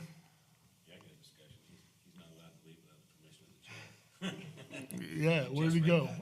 Where'd he go? I didn't know he left. He's gonna well. You could have interrupted with a point of personal privilege, I suppose. Administrator. You can hold it. Let's just. Yeah. Administrator Courtney, if you wouldn't mind elaborating on what these, I mean, I can read them, but if you wouldn't mind elaborating on what the majority of this additional expenses are? Sure. Just So for the all public. of these are budget amendments that were passed by council throughout the fiscal year. Everything from grants, when we receive grants, we've got to update our budget. When we updated our Christmas bonuses, that was another approval you guys gave. Events, you know, the movie park, movie in the park and the fireworks. So quite a few things got amended throughout the year. And so this is just a ratification of the budget so we can get it prepared for audit next month. Thank you. Mr. Bush? Yeah, I mean, this comes out of that budget, but general fund, we got plenty. Yeah. So our revenues came in, you know, I was talking to Dr. Waldman earlier today on the phone. Our revenues came in over what we projected, and then with the injection of ARPA last year as well, we did fine. All right. Dr. Wallman? That's it. Mr. Dennison, you back with us? Yes, sir, I am. Okay. Jealous, but I am. Okay, any more, you have any comments on this? None? Okay, will the clerk read the roll, please? Councilman Bush. Yay. Councilman Danielson. Yes. Councilman Sickinger. Yes. Dr. Waldman. Yes. Mayor Walker. Yes. Approval of the bid to award Wiley Easton Construction Company amount of $146,000 for Phase 1 of the Rawls Creek project. As you know, there's another one. Hey. Duty calls. It must have been a long meeting tonight, huh? A lot of water. This is the Rawls Creek project where we're doing the skate park, the community garden, as well as the dog park. This is the first phase of a 4-phase project, and this project parcel is the grubbing and everything. I'll make the motion to approve it. Is there a second? Is there a second to approve that $146,000 for the park? I'll second. Okay.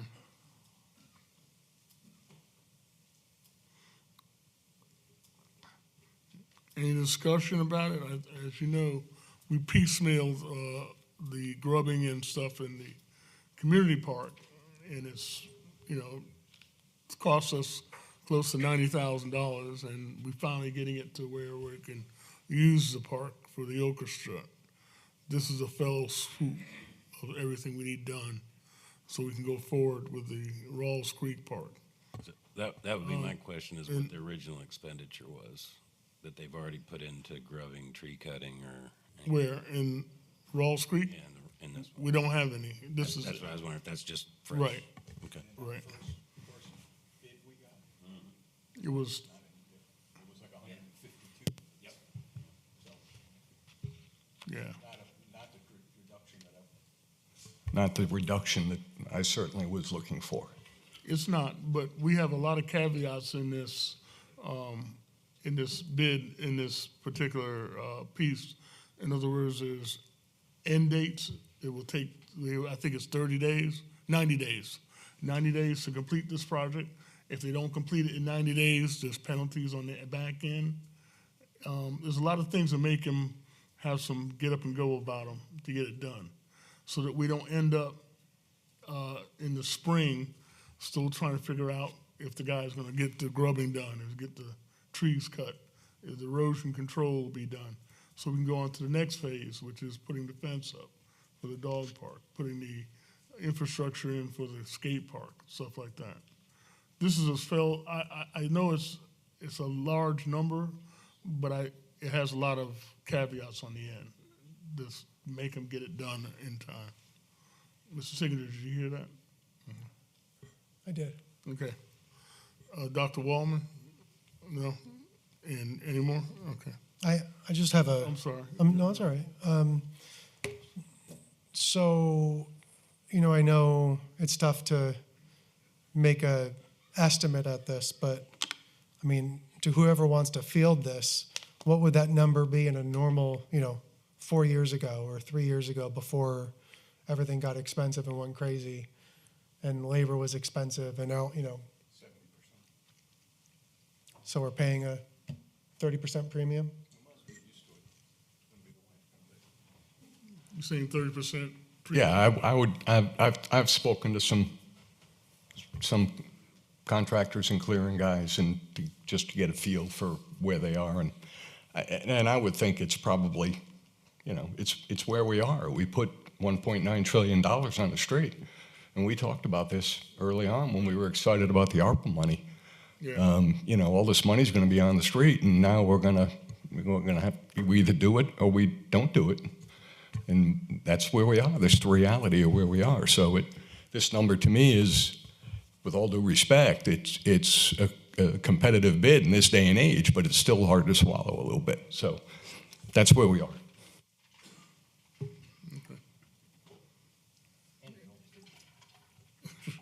Any more comments? Will the clerk read roll? Councilman Bush. Yay. Councilman Daniels. Yay. Councilman Sickinger. Yes. Dr. Wallman. Yes. Mayor Walker. Yes. Okay. In 90 days from now, we should have it done. Or there's some penalties on the back end. And that approval for street sweeping, we did this a couple of years ago. In fact, when we first became council people, Kelly and Mr. Sickinger, Kelly Bush and Mr. Sickinger and I, we voted to have that first time street sweeping done in the town of Irmo. It was a big success. Fortunately, that was 2 years ago. And 2 years later, we're asking to do it again, but the price has gone up somewhat. I think it's fair. I think 2 years ago was $9,900, and the guy went up $500. I mean, that's reasonable. I don't have a problem with that. He's cleaning, roughly 80 miles of road in the town? 80 miles. 80 curb miles of road in the town. And that's a big help, make our town look great. We got the best baseball team, softball team in the country. We need to have the best roads in the town, cleanest roads in the country. Anyway, that being the case, I make a motion to approve this. Is there a second? Second. Which one now? Okay. All right. It's been approved a second. Any discussion about it? Now that I already discussed it. Mr. Mayor, I think a lot of the folks, we have recently had road complaints. I remember specifically the folks at Hamilton Park, down by your way, down on Archer's Court, Archer's Lane, that will be really happy to see this come back. So. Yeah. Okay. Also, I'm sorry, one last thing, just because I get a bug about it. Is someone going to warn them about the huge holes in Royal Tower so they don't drive their machine into that huge hole in Royal Tower that we can't seem to get fixed by either City of Columbia or whoever's responsible for that?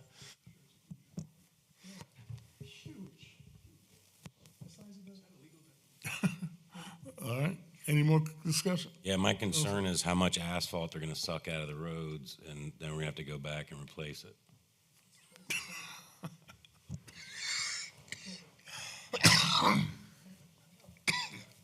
Well, I'm not sure that they have a vacuum. They're sweeping it. I don't know. Is it going to suck it up when they sweep it? Seems pointless to sweep it. Just move it around if you sweep it. There's no doors to put it behind. No doors to put behind? Oh, okay. I don't know. I don't know the answer to that, Mr. Bush. Dr. Wallman, we're going to get our street sweep. All right. That being the case, clerk, read the roll, please. Councilman Bush. Yes. Councilman Danielson. Yes. Councilman Sickinger. Yes. Dr. Waldman. Yes. Mayor Walker. Yes. And I'm sure the residents will be happy about this. Approval to use $30,000 in hospitality tax to continue parking expansion in the community park. This is exactly what I'm talking about. We're spending 30 grand here, 30 grand here, 30 grand here, 30 grand here. And it's, you know, something we just didn't anticipate. But I think we need it because the orchestra's coming right around the corner. We need to get the rest of this grubbing, the rest of the tree stump grinding done. I think there's some more trees that need to be cut down for parking and stuff. But once we do it, it's done. And we can move forward. I'll make the motion to approve it. Is there a second? I'll second. Okay, and any more discussion? Mr. Danielson, I know you're having a heartburn over there. I am. It's my Italian friends, but Angela. Is this going to do it? Yes, sir. I'm looking at you. We hope so. Hope is not a strategy. That's not, yeah, I was going to say, It really depends on how much further we want to go. I mean, we've gotten about $65,000 invested in it to what it looks like today. I think everyone's had an opportunity to see what that looks like. This extra $30,000 would add another portion to that parking and then go into the areas that we've already cleared and grind the stumps down further and bring in some more gravel. So that's the plan. I'm not meaning to belabor a point, but, and this might be for, well, Courtney, you certainly can answer it, but I might defer to Mr. Klein. Would this be the time that we get a wood chipper and stump grinder and we have it on staff? I'm not sure if that's the best solution. We can explore that, but, you know, hopefully we're not going to be in the business of stump grinding and taking down trees much longer. Yeah, but the grind, okay, excuse me, Mr. Danielson, the stump grinding and the wood chipper is something we can use on a year-long basis. You know, as I drove through Friarsgate, just picking on Friarsgate for a second, I saw people's leaves piled up in big bunches on the side of the road and stayed out there for weeks because Tyler won't pick them up because it didn't meet their criteria for picking them up. Now, if we had a wood chipper and we can ride down those streets and throw those in that wood chipper and make mulch out of it into the back of a dump truck or some kind of a pickup truck or whatever, we can take that stuff and make some good use out of it. So I don't see that being a bad investment.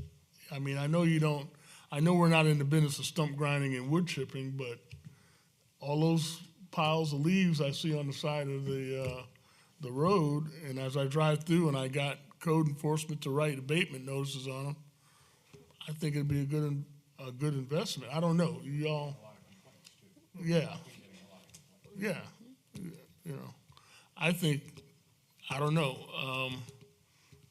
Any comment? Any other comments, council? I mean, Are we about leaf chippers or about somebody going in and doing this work? Well, first. Besides, I don't think you use a tree chipper to chip leaves. I think you just rake them up and put them in a dump truck. No, but they cut them up, they mulch them though. They can mulch them. Yeah, but you don't need a chipper to. I don't know. Anyway, all right. So I got two questions. One is, did this have to go out to bid? If it did, do we have other bids or is that it? This continues the use of the crush and run company that we've already been using, the tree removal person that we've been using, and the stump grinding guy that we've been using. So Okay. just continuation. Guess that answers both my questions. Any other, Dr. Wong? Again, this is something, as I drive through Irmo and I see piles of wood and branches for weeks at a time, and then I finally I rode with code enforcement and said, hey, what's the deal with this? And we have to write an abatement notice. So he does it. So I rode back there this week, and everyone he abated except for one, I'll let you know which one that is, got it cleaned up. Now, I don't know if the abatement notice did it, but if that's what did it, that's fine. But again, we got options, folks. We got wood chippers. We could hire Corley Compound to go through with their truck. And, I'm just using them as an example, to go through the town and pick up those piles of leaves and stuff like that. I'm sure he might have a chipper or a way to pick the leaves up. But we have options, okay? So back to our approval to use $30,000 in hospitality funds. Is there any more discussion on that? Okay, clerk, read the roll, please. Councilman Bush. Yay. Councilman Danielson. Yeah. Councilman Sickinger. Yay. Dr. Waldman. Yes. Mayor Walker. I think that was a unanimous yes. Yes, okay. Appointments to ZBA. We have one appointment to the ZBA, one opening, and we have received a qualifying application from Edward Greco. Is there any other appointments that anybody knows of? Anybody else wanted that? Okay, well, I make a motion that we appoint Mr. Greco as a second. Second. All in favor, say aye. Aye. All opposed? Okay. Thank you. Congratulations, Mr. Greco. Approval for town administrator to submit a letter to SCDOT for a four-way stop at Chadford and North Royal Tower. Is there a motion for approval? So moved. Second? Second. Okay. Mr. Sickinger. Yeah, I'll make it quick because it's been a long night. So one of my things has always been to see how we can slow people down, and we have limited ways to do that. We're not going to throw a speed bump in the middle of the road because there's a lot of challenges with it. Maybe we can. So one of the more dangerous intersections that's not going to be fixed as part of the Broad River widening is Chadford and North Royal Tower. People fly down both those roads. So if we can slow them down, it doesn't cost us much, if anything. Effectively, it'll cost us some IPD time to sit at that spot. Might be like $50 for raw material on something, but effectively, no cost to us. And SCDOT has a whole strategy in terms of how a new stop sign goes up and the awareness and the how it works with letting people know. And there's a forgiveness period for people who do that, and there's a whole coordination there. And I'm saying all of this because those are the concerns that were raised when this came up. So I'd love to pass that. Okay, Mr. Bush. Yeah, Mr. Bush. Yeah, I think it's a good idea. Okay. Dr. Wallman. I agree, this is a good idea. Okay, Mr. Danielson. As always, I have a bit to say. I'm really fine. I'm fine with this, but I want to be clear that we're going to have a flashing light out there for the first 60 to 90 days or even longer, because people are going to come over that road and they're not even going to know that stop sign's there. So is that part of the deal? Mr. Councilman Danielson, I don't know the time frame for how long it will be a flashing light, but it will be part of the initial stop, yeah. Thank you. I'm going to tell you about my experience of putting stop signs in. On Thames Valley Friarsgate Boulevard. We put a stop sign in there after years for there never was one. In a matter of 2 weeks, we'd accumulated over, 20 or 30 disobeying the stop sign tickets. Citizens were out in uproar about it because they never saw it coming. And they do stop at Thames Valley getting on Friarsgate Boulevard, but they don't have a stop sign coming down Friarsgate Boulevard. To introduce something new like this is going to be a learning period, a learning curve. And yes, you will see a lot of people, like you were saying, Mr. Jansen, a certain amount of time where they have to have an adjustment period or a flashing light period. But I believe in your workshop, when you had the workshop, there was some talk about you guys, IPD, putting the trailer out there, the speed trailer. Did y'all do that? Do you know? Yes, sir, Mr. Mayor. It has been there previously.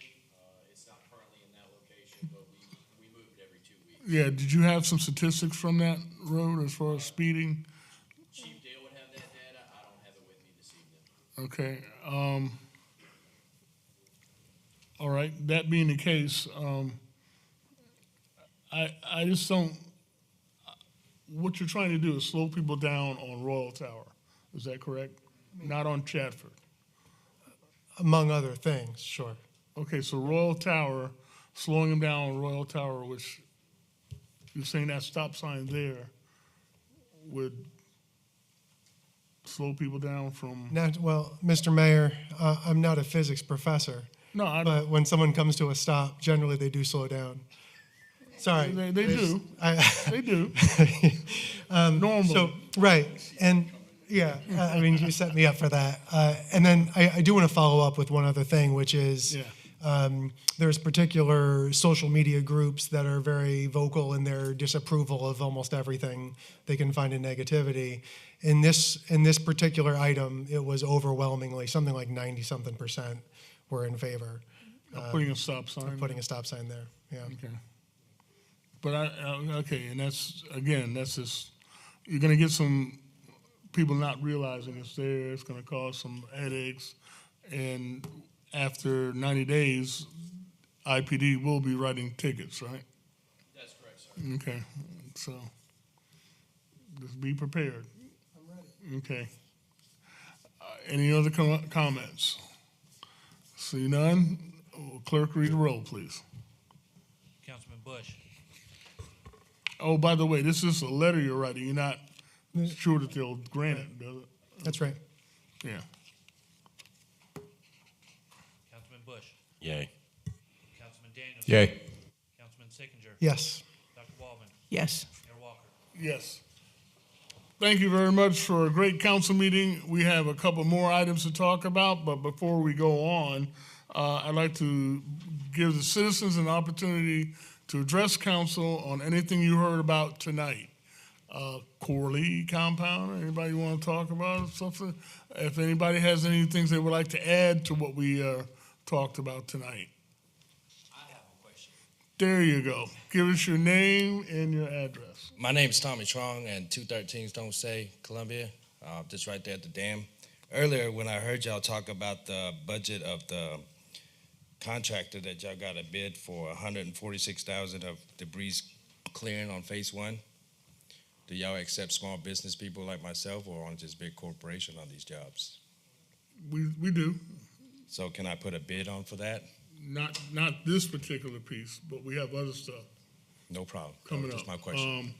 In 'Cause I fact, heard- would you get in touch with Courtney Dennis, our administrator, Yes, sir. and let him know your qualifications and stuff that you can handle? And we'll make sure you get on the list to put in bids. I mean, we'd love for you guys, especially local people, Yes, sir. to put bids in. Yes, sir. Yeah, especially Irmo businesses, yeah. I'll sit down. I'm gonna sit down. Anything else? Anybody else? Yes, sir. Santa Claus. Good evening. I'm Nick Corley with Corley Compound.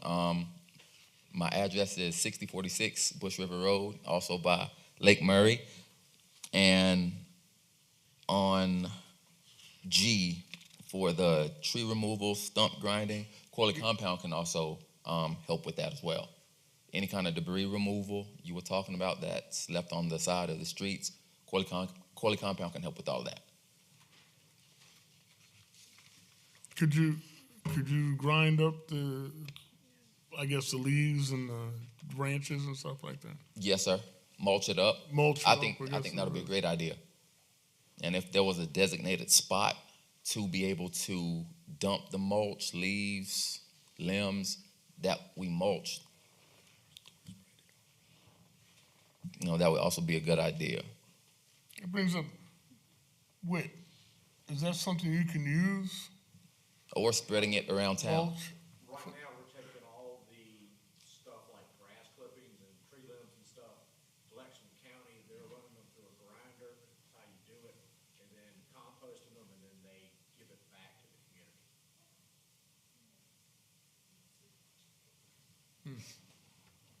Okay. All right. Thank you. Yes, sir. Anybody else? Seeing none, we have a discussion item and we have an executive session. My discussion item was on recycling, and this is just a conversation. We do not recycle glass. Tyler does not recycle glass. However, some citizens have reached out to me and said, hey, I am willing to pay a small fee if we can get recycling in town. In other words, I don't know what the cost is, but they were just throwing out a figure. If it costs $10 per household per month to recycle glass, we'll gladly pay for it. But I said, that's great for you, but we can't just have one household. It has to be across the board for the entire town. So with that being said, I asked Mr. Witt to give me some options for recycling glass. And you have that information for me, right? Yes, sir. Thank you. All right, I talked with Jane Hiller. She's recently retired from Sunoco, and Laura Ann Hunt. She's the recycling coordinator for Lexington County. What we've all come up with, probably the best alternative, is to get a 20-yard dumpster, put it in a location like the community park that's somewhat secure, and you keep an eye on what gets put in the dumpster and what doesn't. If you decide to do this, and then pay a company to take the dumpster quarterly over to Lexington County, and they have agreed in talking with them, nothing in writing yet, but they have agreed to accept the glass at no cost to the town. So our only expense would be buying the dumpster, probably $6,500, and then paying $200 or $300 to have it hauled over there, dumped, and brought back to the community park or wherever we decide to put it. There is a glass recycler in the Charleston area. It would be very expensive to drive all the way down there and have it dumped and brought it back. And they do charge $45 a ton to do that. So Lexington County is definitely the best financial deal to recycle the glass. Can we lease it instead of buying it? Lease what? A dumpster or that container. It's very expensive to do that.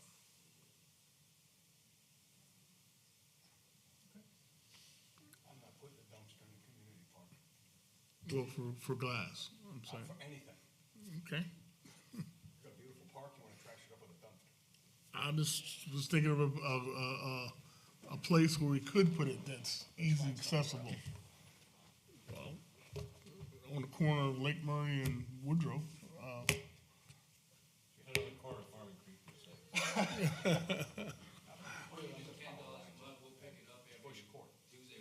Bush Oaks Court, yeah.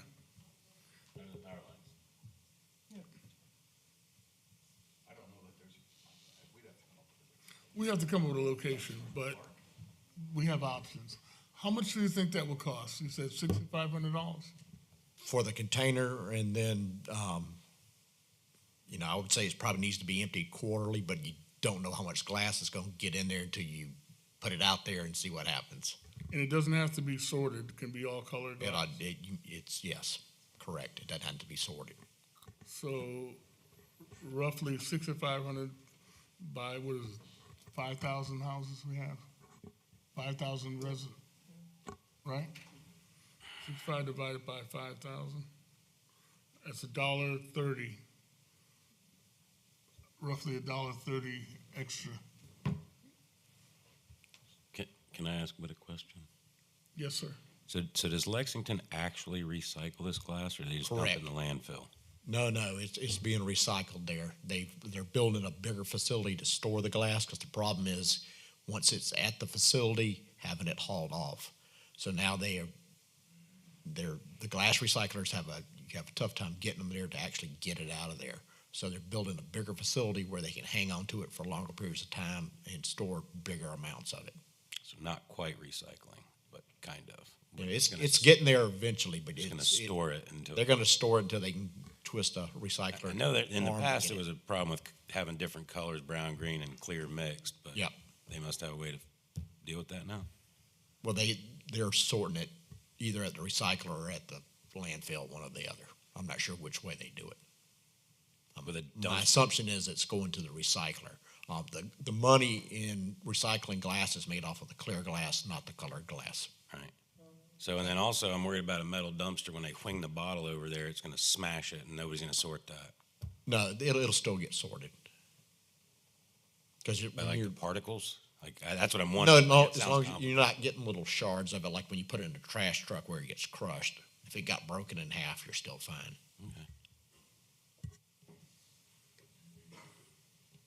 Okay. So is this you don't want it in the park, you don't care where it is? Do you like the idea? I like the idea. $1.30. I like the idea. Let's put it on a workshop. Put it at the end of his cul-de-sac. Might as well, with the stuff in those and that stuff. Barb? Just throw it out there too. I know. Barb? I think it's a good idea. Okay. All right, so we got a, huh? What's that? A mural. You could have somebody paint a mural on it. That's true. That's actually it. You know what? Where that box car or that rail car is going is a good place for it. No, it's not. For a mural? Oh, for a mural, yeah. And put the recycling by it. We still have an executive. No? Yeah, well, I mean, we can Well, put it on a look, workshop. I'm just trying to get some direction. We want to put it on the next agenda? Put it on the for an next action agenda. item? All right. hammer Put it on it the out next between agenda now for and an then. action item to go. Let's talk about it at the workshop so we get it right. Okay, we'll talk about the workshop and then go from there. Thank you. Thank you very much, Whit. All right. Executive session. We have an executive session item to get some legal advice on related matters to utilities. Is there a motion to go into executive session? So moved. Is there a second? Second. All in favor of going into executive session, say aye. Aye. We are not taking any notes. We are not, what? Did you say nay? Oh, you got overruled. That's all right. I didn't hear it.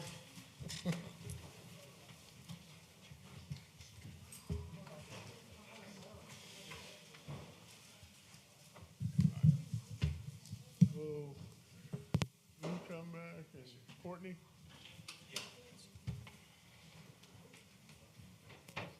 Where's Jake? Jake? Oh. You want to sit down? Oh, Oh, sure, man. I've been sitting down for the last hour. 2 hours. What you looking for, gin? Just a little something sweet. That's about the point where I'm at.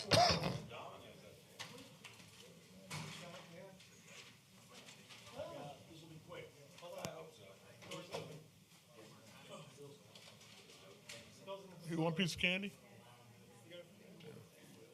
I'm like blood sugar or something. Thank you. Where's Bill? Yeah, he just came out here. Yeah, they were doubling up.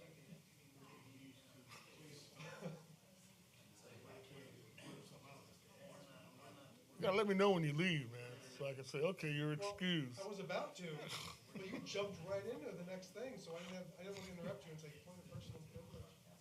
You gotta I mean, I pee. can.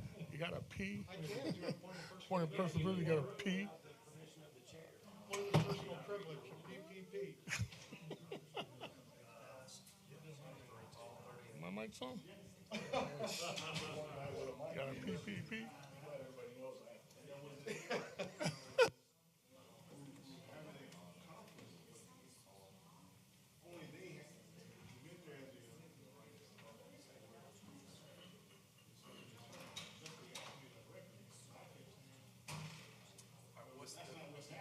What's the critical path? So what do we do now?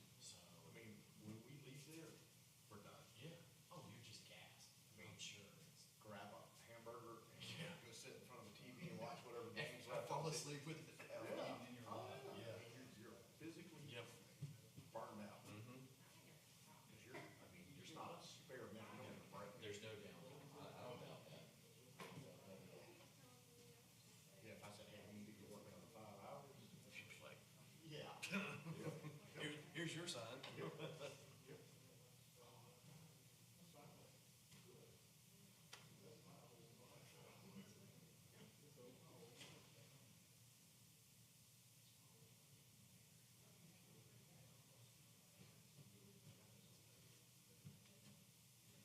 And me, is your daughter living her dream?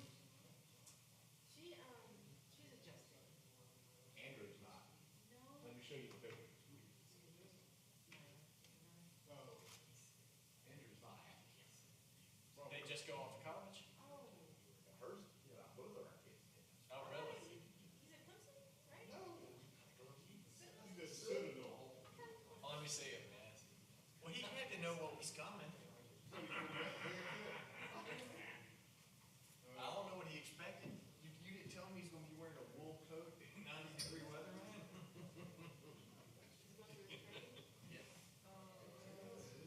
It's hell week. Yep. There's a reason they call it hell week. Yep. Did he call home and stuff? First thing they do, take the phone. Oh. If they're shaving hair. If they call home, they usually come to get them. 7, 8 days. Yeah, it is. But at least it's only 8 days now, unless the whole semester for you.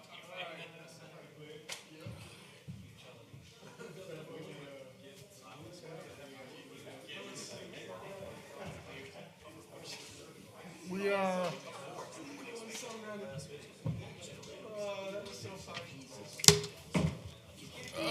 we are back from executive session. No votes were taken.